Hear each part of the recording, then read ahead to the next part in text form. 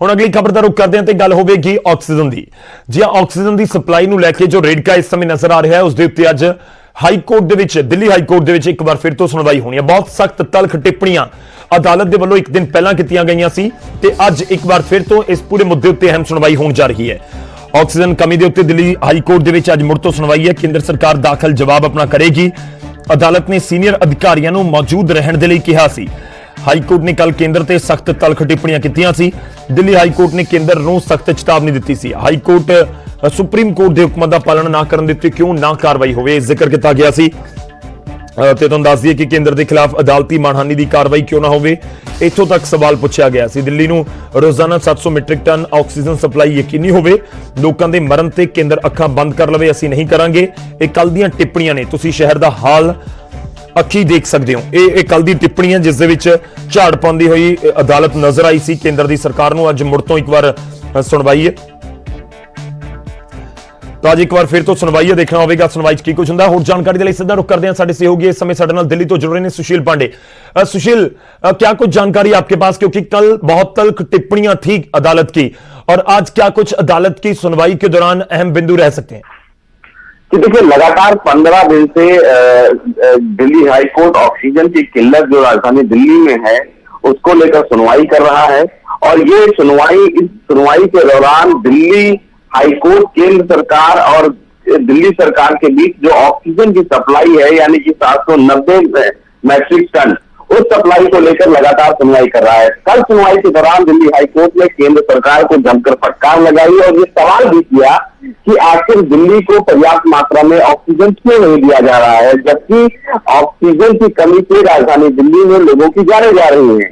Delhi high court ने यहां तक की टिप्पणी कर दी कि आप के सामने लोग जान दे रहे हैं, आप भले ही ना देख रहे हो, लेकिन हमसे नहीं देखा जा रहा है। इस प्रकार की तल्ख टिप्पणियां हो रही हैं और दिल्ली हाईकोर्ट ने इस मामले की सुनवाई के दौरान कल फिलहाल एक अवमानना नोटिस भी जारी किया है केंद्र सरकार को, और ये पूछा है कि आपके अधिकारियों के खिलाफ अवमानना का मुकदमा क्यों न चलाया जाए, जबकि सुप्रीम कोर्ट ने भी दिल्ली सरकार को पर्याप्त मात्रा में ऑक्सीजन देने की जब आदेश दे रखी है, तो फिर केंद्र सरकार दिल्ली को पर्याप्त मात्रा में ऑक्सीजन क्यों नहीं मुहैया करा रहा है। और यही वजह है कि आज दिल्ली हाईकोर्ट ने 2 केंद्र सरकार के बड़े अधिकारी जो पूरे देश में ऑक्सीजन सप्लाई के मामले को देख रहे हैं, उनको तलब किया है। उनसे आज ये पूछताछ की जाएगी कि आखिर राजधानी दिल्ली में क्यों नहीं ऑक्सीजन पर्याप्त मात्रा में दी जा रही है। कई और राज्य हैं जिनकी तरफ से ये कहा जा रहा है कि केंद्र सरकार के द्वारा उनके राज्यों में पर्याप्त मात्रा में ऑक्सीजन नहीं पहुंच पा रहा है।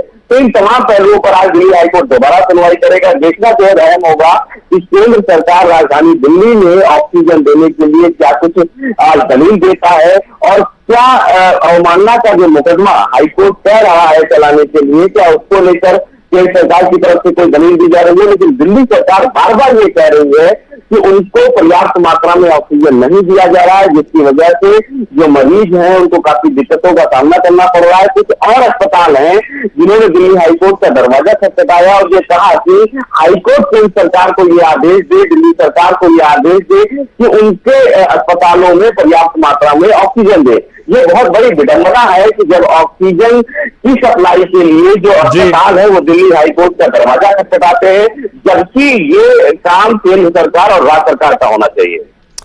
शुक्रिया सुशील, धन्यवाद साडे नाल जुड़न दे लई। इस पूरी गलबात दे लई तां तल्ख टिप्पणियां कीतीआं गईआं ने ते इस सब दे विचाले हुण केंद्र सरकार की कुछ जवाब दिंदी है। जवाब दे नालों ਇਹ अहम है कि दिल्ली दे विच ऑक्सीजन दी सप्लाई नूं होर किवें वधाया जांदा है। ना सिर्फ दिल्ली बल्कि देश के ਵੱਖ-ਵੱਖ हिस्सों के जिथे भी ऑक्सीजन की इस समय जरूरत है। पंजाब भी लगातार ये जिक्र करता नजर आया कि पंजाब के विच ऑक्सीजन की सप्लाई नूं वधाया जाए। एक दिन पहला मुख्यमंत्री के वलों चिट्ठी लिखी गई केंद्र सरकार नूं, प्रधानमंत्री नूं, गृह मंत्री नूं कि पंजाब के 10,000 लोग इस समय ऑक्सीजन सपोर्ट के उत्ते ने, पंजाब च भी सप्लाई वधाई जाए। तो इस समय चुनौती केंद्र की सरकार के सामने भी है, पर ऑक्सीजन की सप्लाई तो जेकर ਵਧਾਉਣ ਦੀ ਜ਼ਰੂरत है तो फिर ਵਧਾਉਣੀ ही होएगी, क्योंकि लोगों की जान बचाना इस समय सब तो अहम ते पहला ਜਿਹੜਾ कदम सरकार का लाजमी तौर पर होना चाहिए।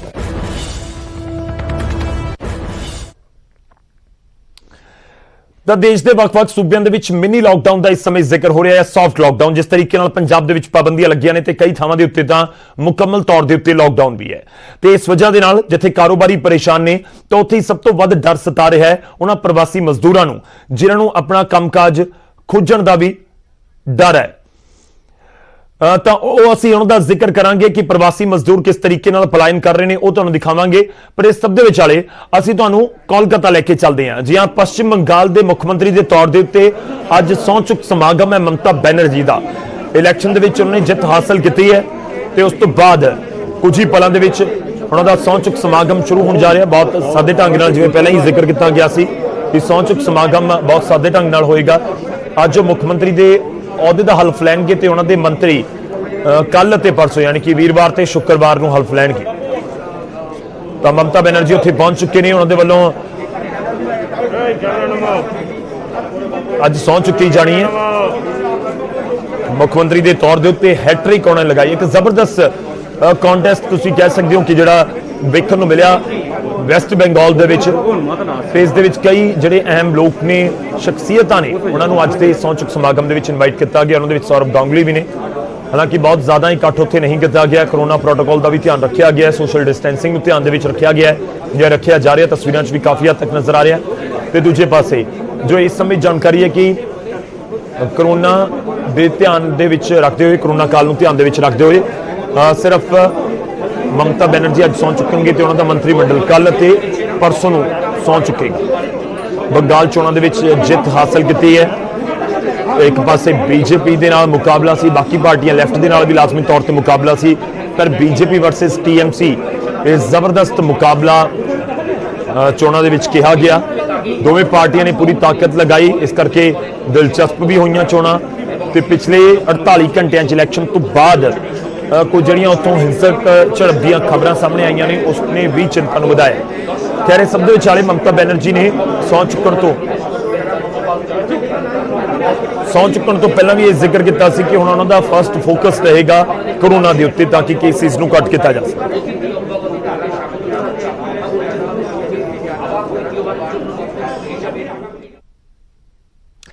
ਤਾਂ ਕੁਝ ਹੀ ਪਲਾਂ ਦੇ ਵਿੱਚ ਮਮਤਾ ਬੈਨਰਜੀ ਦਾ ਸਹੁੰ ਚੁੱਕ ਸਮਾਗਮ ਸ਼ੁਰੂ ਹੋਣ ਜਾ ਰਿਹਾ। ਉਹ ਤੀਜੀ ਵਾਰ ਲਗਾਤਾਰ ਮੁੱਖ ਮੰਤਰੀ ਦਾ ਹਲਫ ਲੈਣਗੇ, ਮੁੱਖ ਮੰਤਰੀ ਦੇ ਅਹੁਦੇ ਦਾ ਹਲਫ ਲੈਣਗੇ ਪੱਛਮ ਬੰਗਾਲ ਦੇ ਤੌਰ ਦੇ ਉੱਤੇ, ਪੱਛਮ ਬੰਗਾਲ ਦੇ ਮੁੱਖ ਮੰਤਰੀ ਦੇ ਤੌਰ ਦੇ ਉੱਤੇ।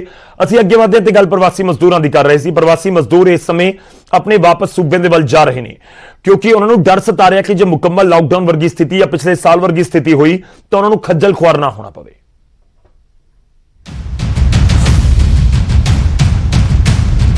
ਇਹ ਤਸਵੀਰ ਆਪਣੇ ਆਪ ਦੇ ਵਿੱਚ ਬਹੁਤ ਕੁਝ ਬਿਆਨ ਕਰ ਰਹੀ ਹੈ। ਇਹ ਤਸਵੀਰ ਬਿਆਨ ਕਰ ਰਹੀ ਹੈ ਪ੍ਰਵਾਸੀ ਮਜ਼ਦੂਰਾਂ ਦੇ ਮਨ ਦੇ ਵਿੱਚ ਬੈਠਾ ਉਹ ਡਰ ਜਿਸ ਨੇ ਉਹਨਾਂ ਨੂੰ ਰੇਲਵੇ ਸਟੇਸ਼ਨ ਦੇ ਉੱਤੇ ਲਿਆ ਕੇ ਖੜਾ ਕਰ ਦਿੱਤਾ। ਡਰ ਮੁਕੰਮਲ ਲਾਕਡਾਊਨ ਦਾ, ਡਰ ਕੰਮਕਾਜ ਬੰਦ ਹੋਣ ਦਾ, ਡਰ ਮੁੜ ਤੋਂ ਰਾਹਾਂ ਦੇ ਵਿੱਚ ਖੱਜਲ ਹੋਣ ਦਾ। ਸਾਲ ਬੇਸ਼ੱਕ ਬਦਲ ਗਿਆ ਪਰ ਮਹੀਨਾ ਵੀ ਉਹੀ ਹੈ ਤੇ ਹਾਲਾਤ ਵੀ, ਪਰ ਹਾਲਾਤ ਬਦਤਰ ਨਾ ਹੋਣ ਇਸ ਲਈ ਮਜ਼ਦੂਰ ਆਪਣੇ ਸੂਬਿਆਂ ਨੂੰ ਪਰਤ ਰਹੇ ਨੇ।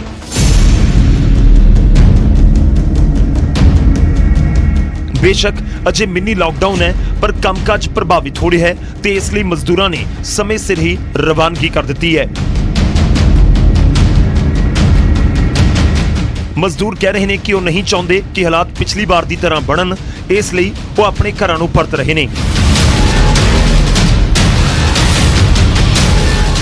पिछली बार लॉकडाउन लग गया था, काफ़ी परेशानी हो गया था। हो ना सके इस बार भी लग जाए, उसी लिए जा रहे हैं।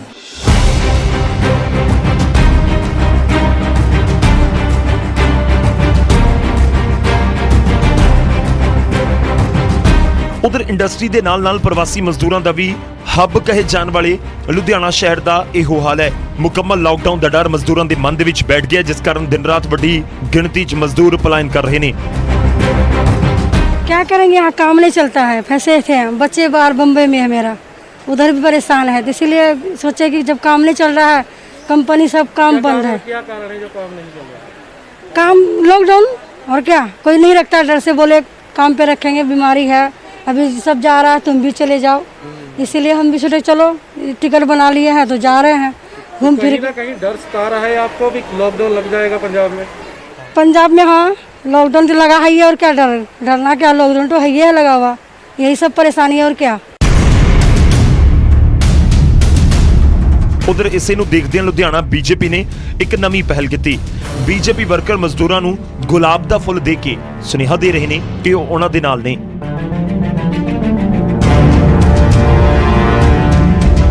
ਪ੍ਰਵਾਸੀ ਮਜ਼ਦੂਰਾਂ ਨੂੰ ਬੇਨਤੀ ਕਰਨਾ ਆ, ਅਪੀਲ ਕਰਨਾ ਆ ਵੀ ਤੁਸੀਂ ਜਿਹੜਾ ਬਾਹਰ ਜਾਣ ਦਾ ਜਿਹੜਾ ਤੁਸੀਂ ਪ੍ਰੋਗਰਾਮ ਬਣਾਇਆ ਬਿਲਕੁਲ ਨਾ ਬਣਾਓ, ਕਿਉਂਕਿ ਤੁਸੀਂ ਸਾਡੇ ਵੀਰ ਹੋ, ਸਾਡੀਆਂ ਭੈਣਾਂ ਹੋ, ਸਾਡੇ ਤੁਸੀਂ ਭਰਾ ਹੋ, ਅਸੀਂ ਤੁਹਾਡੇ ਨਾਲ 24 ਘੰਟੇ ਖੜੇ ਆ, ਅਸੀਂ ਤੁਹਾਡਾ ਸਾਥ ਦੇਣ ਨੂੰ ਬਿਲਕੁਲ ਤਿਆਰ ਆ।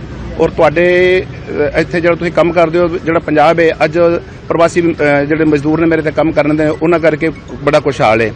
ਔਰ ਮੈਂ ਕੈਪਟਨ ਸਾਹਿਬ ਕੇ ਵੀ ਇਹ ਬੇਨਤੀ ਕਰਨਾ ਵੀ ਕੈਪਟਨ ਸਾਹਿਬ ਅਸੀਂ ਆਓ ਇਹਨਾਂ ਮਜ਼ਦੂਰਾਂ ਨਾਲ ਜਿਹੜੇ ਬਾਹਰ ਜਾ ਰਹੇ ਨੇ ਇਹਨਾਂ ਨੂੰ ਧਿਆਨ ਦਈਏ, ਕਿਉਂਕਿ ਜਿਹੜਾ ਤੁਸੀਂ ਪੈਨਿਕ ਦਾ ਮਾਹੌਲ ਪੈਦਾ ਕੀਤਾ ਹੋਵੇ, ਲੋਕਡਾਊਨ ਦਾ ਡਰ ਦਾ ਮਾਹੌਲ ਪੈਦਾ ਕੀਤਾ ਹੋਵੇ, ਉਹ ਵੀ ਤੁਸੀਂ ਇੱਕ ਡਿਸੀਜਨ ਲਵੋ। ਤੁਸੀਂ ਆ ਬਾਹਰ ਰੋਜ਼ ਕੋਈ ਨਾ ਕੋਈ ਆਪਣਾ ਜਿਹੜਾ ਡਿਸੀਜਨ ਬਦਲ ਲੈਂਦੇ ਹੋ, ਇਹ ਡਿਸੀਜਨ ਨੂੰ ਨਾ ਬਦਲੋ। ਇਹਦੇ ਨਾਲ ਜਿਹੜਾ ਦਹਿਸ਼ਤ ਦਾ ਮਾਹੌਲ ਹੈ ਉਹ ਪੂਰਾ ਪੰਜਾਬ ਦੇ ਵਿੱਚ ਫੈਲ ਚੁੱਕਾ ਹੈ, ਔਰ ਜਿਹੜੇ ਮੇਰੇ ਪ੍ਰਵਾਸੀ ਮਜ਼ਦੂਰ ਨੇ ਉਹ ਬਾਹਰ ਡਰ ਦੇ ਮਾਹੌਲ ਨਾਲ ਜਾ ਰਹੇ ਨੇ।